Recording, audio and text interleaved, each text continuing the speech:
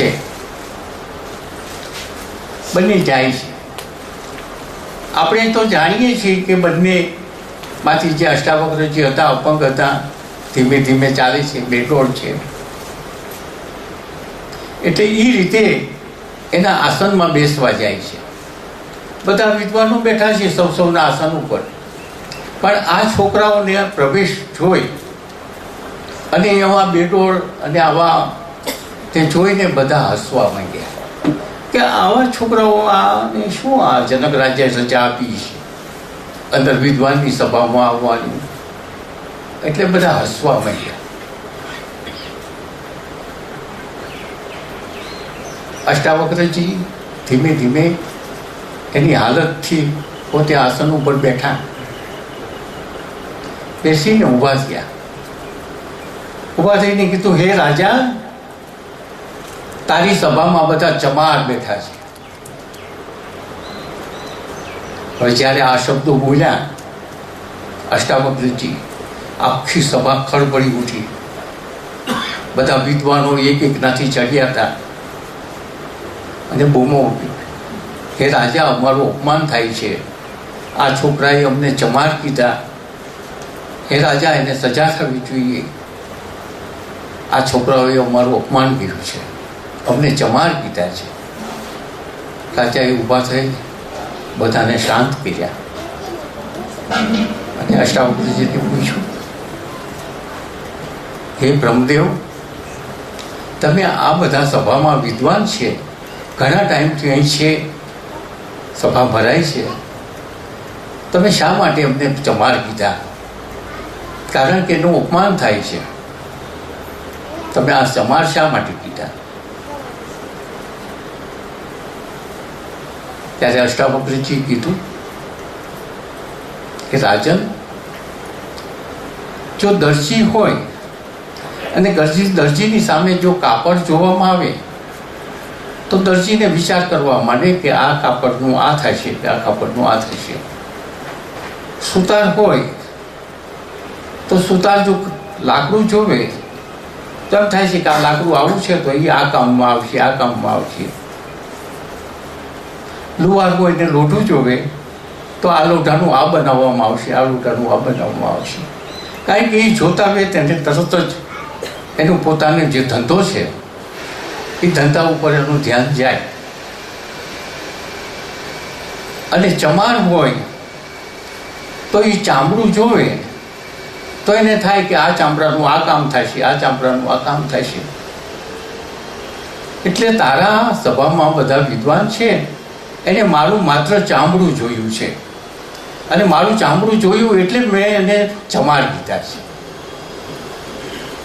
ચમાર ન કહું તો બીજું શું કહું? કારણ કે મારી વિદ્વતા નથી જોઈ, મારી વિદ્વતા એને નથી જોઈ, મારું માત્ર ઉપરનું ચામડું જોયું એટલે મેં એને ચમાર કીધા. હવે ક્યાં છે તમારો બંદી? મારે એની સાથે શાસ્ત્રાર્થ કરવો છે અને આપો. બંદીને ઊભા કરો, મારે એની સાથે શાસ્ત્રાર્થ કરવો છે. બંદી ઊભા થયા અને કીધું, પણ મંજૂર છે, આપણી બંનેની શરતો આ છે કે જે હારી જાય એને જળ સમાધિ લેવી. અષ્ટાવક્રજી કીધું, એ શરત મને મંજૂર છે, આ શરત મને મંજૂર છે, શાસ્ત્રાર્થ શરૂ કરો. જનક રાજાએ ની હાજરીમાં આ બંને એકબીજાની શરતો માન્ય રાખી શાસ્ત્રાર્થ શરૂ થયો. ઘણા દિવસો સુધી શાસ્ત્રાર્થ ચાલ્યો. છેવટે બંદી હારી ગયો ને જળ સમાધિ લેવાની ફરજ પાડી. બધા સમુદ્રને કિનારે જાય છે લઈને.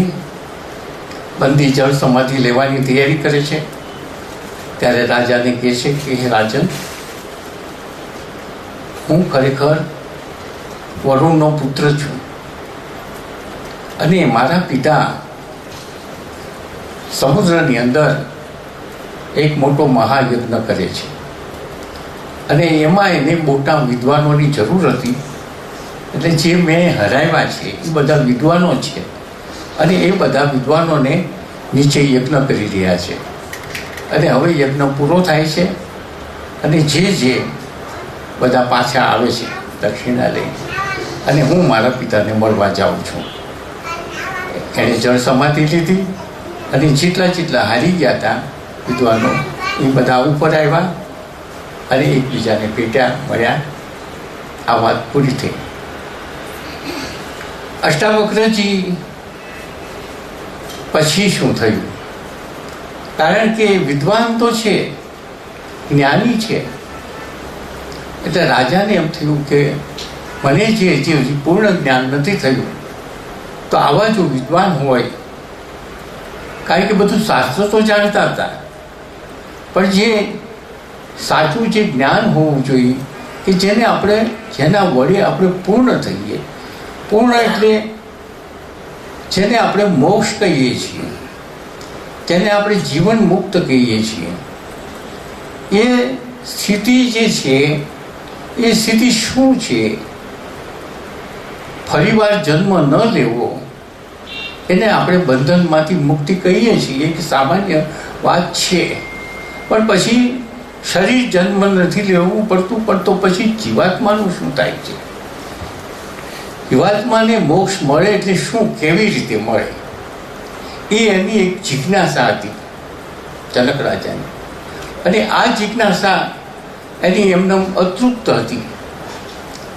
અને હવે થયું કે આ જે છે એને હું મારા ગુરુ બનાવું અને એને પાસેથી હું જ્ઞાન પ્રાપ્ત કરું, એટલે એમને વિનંતી કરે છે. પરંતુ વચ્ચે એક એવો બનાવ બન્યો કે રાજા સૂતા હતા. એમાં એને સપનું આવે છે. એમાં એ રાજાને, જનક રાજાને એવું સપનું આવ્યું છે કે પોતે ભિખારી છે અને ઘરે ઘરે ભીખ માગે છે, કોઈ એને આપતું નથી. 2-4 દિવસના ભૂખ્યા છે, અન્ન માગી રહ્યા છે, કોઈ એને અન્ન આપતું નથી. એમ કરતા ભિક્ષા માગતા કંઈક થોડીક ખીચડી મળી. ખીચડી એમને પોતાના વસ્ત્રમાં લઈ અને ત્યાંથી એક માટલું ગોચ્યું, માટલામાં નાખ્યું, પાણી નાખ્યું, અને 2-3 પથ્થર ભેગા કરીને બર્તન કર્યું ને ખીચડી ચોળવવા બેઠા. રાજાને સપનાની આ વાત છે, અને આ ખીચડી પાકી જાય ને હું ખાઓ, આ ખીચડી પાકી જાય ને હું ખાઓ, એવા વિચારમાં એ પોતે બેઠા છે. ત્યાં 2 સાંઢ લડતા આવ્યા અને એકબીજા ભટકાતા આ ત્યાં જઈ ચીડ્યા, અને પેલું માટલું ફૂટી ગયું, ખીચડી ઢોળાઈ ગઈ બધી પેલામાં ધૂળમાં, અને ખાવાઈ ન શક્યા, ને બહુ રડવું આવ્યું. હવે એટલું બધું રડ્યા કે એનું જે ઓશીપું હતું ભીનું થયું. એ જાગી ગયા તો જોયું તો ઓશીપું ભીનું. તો કે જે સપનું આવ્યું, સપનું એવું આવ્યું કે મારું ઓશીપું ભીનું થઈ ગયું. તો આ બંને વસ્તુ સાચી શું? સવારમાં સભામાં ગયા, પોતાના વિદ્વાનોને પૂછ્યું કે સાચું શું, આ સાચું કે આ સાચું? પણ નામ નથી કહેતા કે આ મને આમ આવ્યું, સાચું કયું, આ સાચું કે આ સાચું, આ સાચું કે આ સાચું? કોઈ વિદ્વાન જવાબ ન દઈ શકે. ત્યારે અષ્ટાવક્રજીએ વિચાર કર્યો કે રાજા, જે તમે વિચાર કરી રહ્યા છો ગમે તે હોય, 2 ખોટા. સપનું આવતું હોય અને જાગ્રત અવસ્થા હોય અને સ્વપ્ન અવસ્થા હોય તોય 2 ખોટા. કોઈ ભૌતિક હોય તોય ખોટું. જગતની અંદર એક જ પરમ તત્વ સિવાય બીજું કંઈ પણ સાચું છે જ નહીં. એ જે જ્ઞાન ધરાવતો હોય તો એમાં સાચું ખોટું કયું અને સાચું કયું? તો જે બુદ્ધિથી જે વિચારવામાં આવે છે એ બધું ખોટું છે. એટલે એને એમ જ કહી દીધું કે બંને ખોટા, તારા જે કંઈક હોય તે. રાજાને થયું વાત તો સાચી છે, પણ કેવી રીતે? જો જાગ્રત અવસ્થા ખોટી હોય તો કેવી રીતે? એટલે એને પછી ગુરુપદ સ્થાપ્યા અને એને નમન કરીને પોતાના સિંહાસન ઉપર બેસાડ્યા. આપ મારા ગુરુ, આપ મને જ્ઞાન આપો. ત્યારે 12 વર્ષનો છોકરો ગુરુ અને જે કંઈક અતિ ઉંમરવાળા જે છે એ શિષ્ય નીચે બેસી જાય છે. ગુરુ અને સિંહાસન ઉપર બેઠા છે 12 વર્ષનો બેટો છોકરો. અને એ જનક રાજા પ્રશ્ન પૂછે છે. હવે આપણે અહીંથી અષ્ટાવક્ર ગીતા શરૂ થાય છે. બંને વચ્ચેનો સંવાદ છે. જનક રાજા પહેલો ગુરુ તરીકે પ્રશ્ન પૂછે છે. હે ગુરુદેવ, કેવી રીતે જ્ઞાન પ્રાપ્ત થાય, કેવી રીતે મુક્તિ મળે અને કેવી રીતે વૈરાગ્ય થાય? પ્રાથમિક સવાલ છે, તદ્દન પ્રાથમિક સવાલ છે. કેવી રીતે જ્ઞાન પ્રાપ્ત થાય? જ્ઞાન પ્રાપ્ત થવું એટલે જ્ઞાન તો ઘણી જાતના હોય છે. કોઈ એન્જિનિયર થાય તો એન્જિનિયરનું જ્ઞાન કહેવાય, મિકેનિકલનું ભણેલો હોય તો મિકેનિકલનું કહેવાય, વિદ્વાન હોય તો પછી ઘણી જાતના જ્ઞાનો હોય છે. પણ આ જે જ્ઞાનનો પ્રશ્ન છે કે મુક્તિ મેળવવા માટેનું જ્ઞાન, જ્યાં સુધી ચિત્તશુદ્ધિ નથી થઈ. ચિત્તશુદ્ધિ એટલે કે આપણામાં તમોગુણ, રજોગુણ અને સત્વગુણ હોય છે. સામાન્ય મનુષ્ય હોય ત્યારે આપણે તમોગુણ, રજોગુણ, સત્વગુણ વાળા હોઈએ છીએ. તમોગુણ છે એ અનિષ્ટ કાર્યો કરવા તરફ આપણને પ્રેરણા કરાવે છે. આપણે આ ગુણને જાણતા નથી, પણ આપણામાં આ ગુણો હોય છે એવું આપણું વર્તન હોય છે. આપણા વર્તનમાં અનિષ્ટ કાર્યો, ખોટું બોલવું, ચોરી કરવી, જુગાર રમવો, વ્યસનો હોય, અનેક પ્રકારના આળસુ, નિંદ્રા, આવા બધા જે લક્ષણો વાળો હોય એને તમોગુણ વાળો કહેવામાં આવે છે. અને જેને સંસાર પ્રત્યેનું પ્રલોભન હોય કે મારે આવી ગાડી હોય, મારે આવો બંગલો હોય, મારે આવા મારો પરિવાર હોય, મારો આવો ધંધો હોય, અને જે છે એ એમને રહેવો જોઈએ, એનો નાશ ન થવો જોઈએ, હું આવો ને આવો ભોગવતો રહું, મારું મરણ ક્યારેય ન થાય, આવી જે વૃત્તિઓ તરફ જે ખેંચાતો હોય એને રજોગુણનો પ્રભાવ કહેવામાં આવે છે. એટલે સામાન્ય રીતે આપણે બધા બેઠા છીએ, સામો તમોગુણ તો નથી, પણ રજોગુણ તો હોય જ. અને સત્વગુણ છે એ આપણને ઈશ્વર તરફની પ્રેરણા કરાવડાવે છે કે પરમાત્મા શું છે, મારે ભક્તિ કેવી રીતે કરવી, કોના પાસેથી મારે માર્ગદર્શન લેવું, કે સાધનાઓ કેવી રીતે કરવી, પરમાત્માની પ્રાપ્તિ, આ જે છે. અને સદાચારી જીવન હોય, આ સત્વગુણનો પ્રભાવ છે. હવે આ ત્રણેય જે ગુણો માંથી ઓછા થઈ જાય અને સત્વગુણનો પ્રભાવ વધે ત્યારે એની ચિત્તશુદ્ધિ કહેવામાં આવે છે. ચિત્તશુદ્ધિ એટલે તમોગુણ અને રજોગુણનો પ્રભાવ તદ્દન ઓછો. અને જ્યારે આ ચિત્તશુદ્ધિ થાય ત્યાર પછી જ્ઞાનની લાલસા થાય. જ્ઞાન એટલે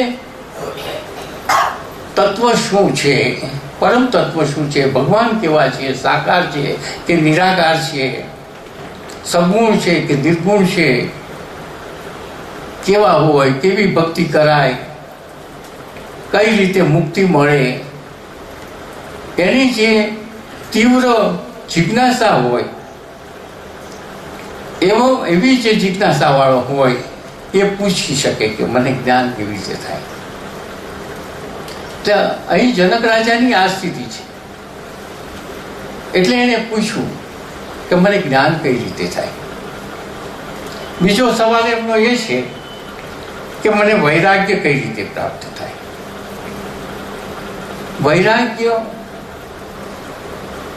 રાગનો વિરોધ શબ્દ વૈરાગ્ય છે. રાગ હોવો એટલે જગતના પદાર્થો. જગતના પદાર્થોની વ્યાખ્યા એવી છે કે વાહન હોય, બંગલો હોય, સમૃદ્ધિ હોય, પૈસો ટકો હોય, પત્ની હોય, પુત્ર હોય, જીવિત અને નિર્જીવ, જે પોતાના જગતમાં, પોતાનું વ્યક્તિગત જગત અને પોતાના વ્યક્તિગત જગતની અંદર જે પદાર્થો જીવિત છે અને જે નિર્જીવ છે એ તમામ પદાર્થો પ્રત્યે રાગ હોય છે કે આ બધું મારું છે, હું આને ભોગવું, આનો નાશ કદાપી થાય નહીં, કાયમને માટે આવી જે એક વૃત્તિ હોય છે એને રાગ કહેવાય છે. અને એ વૃત્તિ ન હોવી એનું નામ વૈરાગ્ય કહેવાય છે. પદાર્થ હોય છતાં એના પ્રત્યેનો રાગ ન હોય એને વૈરાગ્ય કહે છે. ત્યારે અહીં જનક રાજા એમ કહે છે કે વૈરાગ્ય કઈ રીતે પ્રાપ્ત થાય. એટલે કે અત્યારે મને રાગ છે, અત્યારે રાજ વૈભવ તરફ જે મને રાગ છે એ રાગમાંથી વૈરાગ્ય, જ્યાં સુધી વૈરાગ્ય નહીં આવે ત્યાં સુધી મુક્તિ ન થાય. કારણ કે પદાર્થો પ્રત્યેની જે લાલસાઓ છે એ લાલસાઓ આપણને ભક્તિ કરવામાં વિઘ્નરૂપ છે.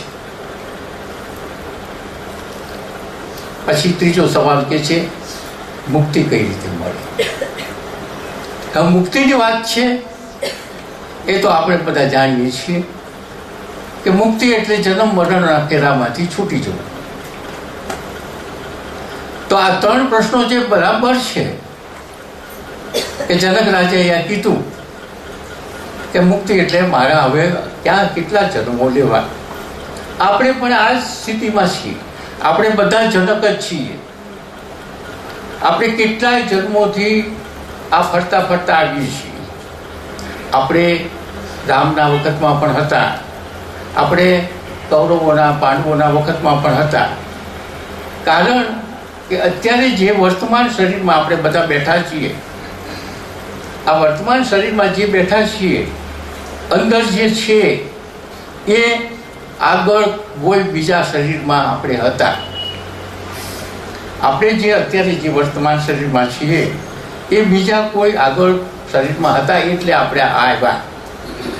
વર્તમાન શરીરમાં આપણે આવ્યા એટલે બીજા શરીરમાંથી આપણે આવ્યા. તો બીજા શરીરમાં એના પહેલા કોઈ બીજા શરીરમાં હતા. જે હતા એને હું કહું છું જીવાત્મા. આપણે જે શરીર છે એ શરીરની અંદર જે આપણે જે જીવાત્મા છીએ અને જે જગતને આપણે ભોગવી રહ્યા છીએ એ જે જીવાત્મા છે, એ જીવાત્મા માત્ર શરીર બદલાવે છે. તો શરીર બદલાવ્યા તો કેટલા ટાઈમથી બદલાવતા આવ્યા છીએ આપણે. જેમ કે એક આપણે માનો કે આપણે અહીં આવવું છે, તો હવે મુંબઈથી આવવું છે કે આપણે અમદાવાદથી આવવું છે. તો અમદાવાદથી આવતો હોય તો ત્યાં પહેલાં રિક્ષા કરે, પછી સ્ટેશન ઉપર જાય, સ્ટેશન ઉપરથી ટ્રેનમાં બેસે, ટ્રેનમાંથી પાછી બસમાં બેસે, બસમાંથી પાછી રિક્ષા કરે, રિક્ષા કરી પછી અહીંયા આવે. તો અમદાવાદથી જે બેસનાર હતો તેનો તે છે, પણ એને વાહન બદલાવ્યા. વાહન બદલાવીને એ અહીંયા આવ્યો. એવી રીતે આપણે પણ કેટલાય સાધનો બદલાવ્યા, શરીર બદલાવ્યા. શરીર બદલાવતા આપણે અત્યારે વર્તમાન સ્થિતિમાં આપણે અત્યારે જે શરીરમાં છીએ એ શરીરમાં આપણે આવ્યા. તો એનો અર્થ એવો થયો કે કેટલાય જન્મથી આપણે કેટલાય શરીરો બદલાવતા બદલાવતા આપણે અહીંયા આવ્યા છીએ આપણે વર્તમાન સ્થિતિમાં. તો કેટલાય દુઃખો ભોગવ્યા, કેટલાય સુખો ભોગવ્યા. કેટલી વખત આપણે ગાય ભેંસ પશુઓમાં આવીશું, કેટલી વખત પક્ષીઓમાં આવીશું, કારણ કે આપણે જુદા જુદા કર્મો કર્યા હોય. એ શરીર જે જવાબદાર છે એ શરીરની સાથે કોઈ સંબંધ નથી, પણ જે અંદર જવાબદાર છે એ શરીર બદલાવતો આવ્યો છે. એટલે એણે કેવા કેવા કર્મો કર્યા એ પ્રમાણે ભોગવતો આવ્યો અને આપણે વર્તમાન શરીરમાં છીએ. તો હવે આમાં પણ સુખો ને દુઃખો તો છે જ, અને હજી પાછા આપણે અમનામ છીએ.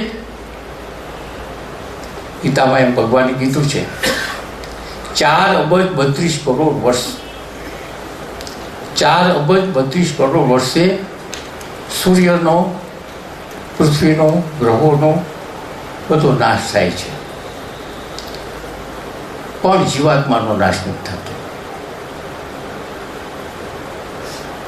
જીવાત્મા એમ નબળી છે, એક રાયના દાણા કરતાં પણ નાનો એવું સ્વરૂપ આપણું થઈ જાય છે. કારણ કે કર્મો જે આપણી સાથે જે સંચિત કર્મો છે, અને એ સંચિત કર્મો જ્યાં સુધી નાશ નહીં થાય, વાસનાઓનો નાશ નહીં થાય, ત્યાં સુધી જન્મ છે ને છે. તો એ જ રીતે આપણે જ્યાં સુધી આ રીતે મુક્તિ કઈ રીતે મળે, એટલે જનક રાજાની આ એક તીવ્ર ઈચ્છા છે કે હવે આમાંથી છૂટવું ક્યારે.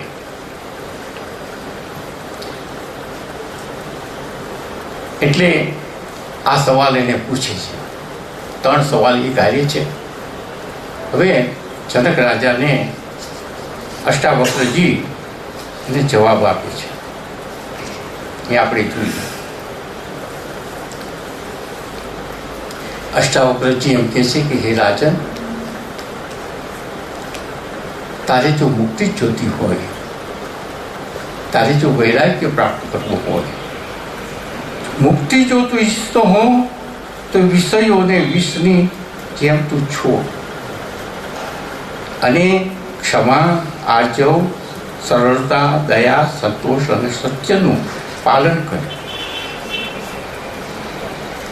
પહેલું વહેલું મુક્તિ જોતી હોય,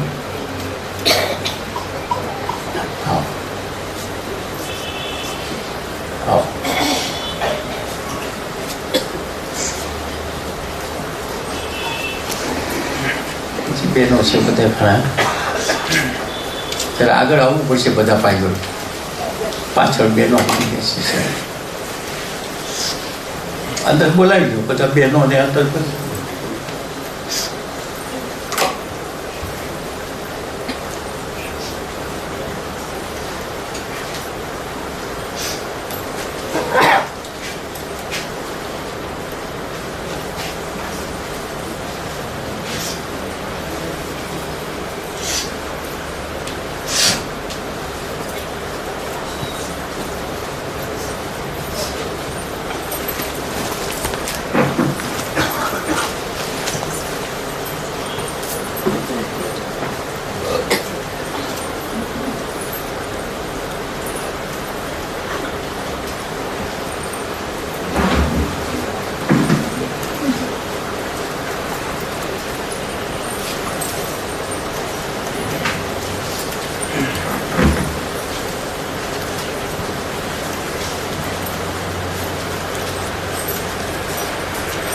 એટલે અષ્ટાવક્રજી કહે છે કે જો તું મુક્તિને ઈચ્છતો હો તો પેલા વિષયોને વિષની જેમ છોડી દે. વિષયોને વિષની જેમ છોડી દે. વિષયો આપણે વિષયોમાં ગળાડૂબ છીએ. આંખનો વિષય,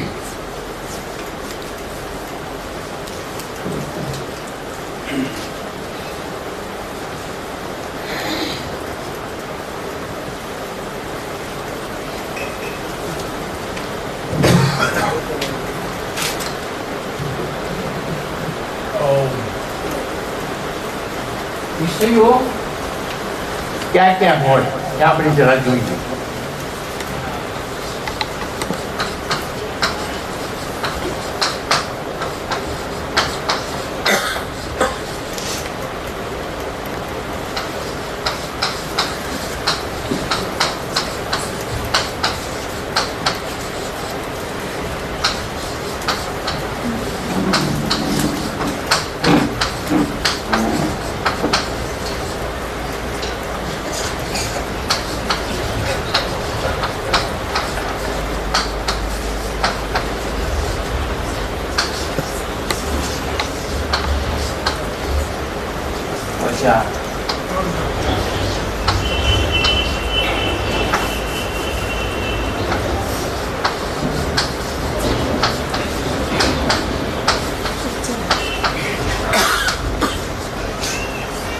આ 5 વિષયો છે.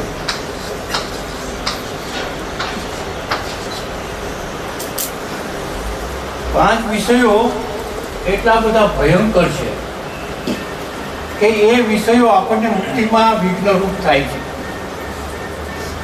આપણે ઘણી જગ્યાએ આપણે હોઈએ છીએ ત્યારે એમ કે સ્વામીજી મારું ચિત્તનું ઠેકાણું નથી, હું જપ કરું છું ત્યારે મને બધા વિચારો આવે છે. સ્વામીજી હું વિચારો કરું વળી પાછો લાવું તો પેલા બંધ થાય એવું કંઈક કરજો. જો હું આ બધા વિચારો ન આવે તો હું બરાબર જપ કરી શકું, આવું બધું કહેતા હોય છે. પણ એના કારણો શું છે? આ જે છે આ ઉત્પન્ન ક્યાંથી થાય છે? આ વિષયો ઉત્પન્ન ક્યાંથી થાય છે? પહેલી વહેલી તો એ છે આહાર. આ 5 ઇન્દ્રિયો વાટે થઈને આપણે આહાર લઈએ છીએ. આહાર લઈએ છીએ એટલે આપણે એક તો જે અન્ન વાટે થઈને આપણે ખોરાક લઈએ છીએ, એ સિવાય આ આહાર આંખનો વિષય. આંખનો વિષય રૂપ જોવું. આંખનો વિષય રૂપ જોવું. હવે એટલામાં જ તમે વિચાર કરો કે એની અંદર કેટલા સંસ્કારો આપણામાં પડે. જો આપણે સત્વગુણી ન હોઈએ, જો આપણામાં રજોગુણ હોય તો આપણે આ આહાર આંખ વાટે કેવો લેતા હોઈએ. આપણામાં રજોગુણ હોય, રજોગુણ તો છે જ, એમાં ના પાડી શકાય જ નહીં. કારણ કે આપણે જપ કરીએ છીએ ત્યારે આપણને વિચારો અનેક આવે છે. વિચારો આવે છે, આવવાના કારણો શું છે? વિચારના આવવાના કારણો આ જ છે કે જે આંખોથી જે આહાર લીધો એ આહારના ઊંડા ઊંડા સંસ્કારો આપણા અંદર ગયા અને એ છાપ પડી. અને જ્યારે નવરા પડો ત્યારે એ છાપ પાછી ઊભી થાય અને ભોગવવાની ઈચ્છા થાય. આ બધું મનની અંદર જ થતું હોય છે. અને મનની અંદર થતું હોય છે એટલે જ સાધનામાં આ બધા વિક્ષેપ હોય છે. એટલે જ અત્યારે જનક રાજા કહે છે કે આ જનક રાજાને કીધું કે આ તું પહેલા આમાંથી છૂટ, જ્યાં સુધી આમાંથી છૂટ નહીં ત્યાં સુધી તારું મુક્તિને માટે કોઈ અવકાશ નથી. હવે આંખનો વિષય તમે આપણે જાણ્યો તો વિષયોમાંથી તું આને વિષની જેમ એટલે ઝેરની જેમ એને તું છોડ. તો આપણે બધા જ છીએ તો આપણે આહાર આંખ વાટેથી ઘણો લઈએ છીએ. ટીવી જોઈએ છીએ, ટીવીની અંદર એવા દ્રશ્યો જોઈએ છીએ. બહાર પુસ્તકોમાં પણ આવા દ્રશ્યો હોય છે, કંઈક વાંચવામાં પણ આવું બધું આવે છે. એટલે આંખનો આહાર પહેલા સુધારવો જોઈએ. કારણ કે મન શેમાંથી બન્યું? નાનું બાળક હોય, 20 દિવસનું બાળક છે, 20 દિવસના બાળકમાં મન નથી એવું નથી, મન છે પણ એકદમ સુસુપ્ત અવસ્થામાં છે. થોડુંક મોટું થાય છે, આહાર લેશે, માની પાસેથી દૂધ લેશે અને આહાર શરૂ થયો. આહાર શરૂ થયો એટલે માને ઓળખતો થયો. જ્યાં સુધી બાળકને ઓળખતો નથી ત્યાં સુધી જીવન મુક્ત જેવો છે. કારણ કે એ બાળકને ખબર નથી હું દીકરો છું કે દીકરી છું. એને સંડાસ કર્યું હોય, પેશાબ કર્યો હોય તો એ રમતો હોય સંડાસમાં. એની પાસે સાપ આવે કે વિષય આવે તો એને કંઈ ખબર નથી. એને કોઈ અમૃત પાવ કે ઝેર પાવ એને ખબર નથી. એટલે એ વખતે હજી એનું મન વિકસિત નથી. પણ એ જેમ જેમ આહાર લેતો જાય એમ એનામાં પેલા મા આવે, પછી બાપ આવે, પછી જેમ જેમ બહારનો આહાર લે પછી એના ભાઈ આવે, પછી મિત્રો આવે, છોકરાઓ થાય, બીજા છોકરાઓની સાથે રમતો થાય. એ આહારથી વધતો જાય. એટલે હવે આ જે આહાર છે એ આહાર એટલે કહેવાનો મતલબ એમ છે કે જેમ જેમ આપણે મોટા થઈએ છીએ ત્યારે આપણું, જ્યારે બાળપણમાં હતા ત્યારે આપણું મન અણવિકસિત હતું અને એને જેવો આહાર મળ્યો એવો એ બન્યો. જેવા પ્રકારનો એને નાનપણથી માંડીને ઠેઠ ઉછેર થયો એમાં એને કેવા કેવા આહારો મળ્યા એવો એ થયો. એટલે કાનનો આહાર, પછી નાકનો આહાર, પછી જીભનો આહાર, ત્વચાનો આહાર. ત્વચાનો એટલે ચામડીનો. ચામડીથી જે સ્પર્શ થાય છે અને સ્પર્શથી જે એક જાતનો આવેગ ઊભો થાય છે, જે વિજાતિની સાથે આપણે સ્પર્શ કરીએ અને વિજાતિની સાથે સ્પર્શ થવાથી જે કંઈક એકબીજાને આવેગ ઊભા થાય છે એ ભયંકર છે. આ બધા સંસ્કારો આપણામાં આવે છે.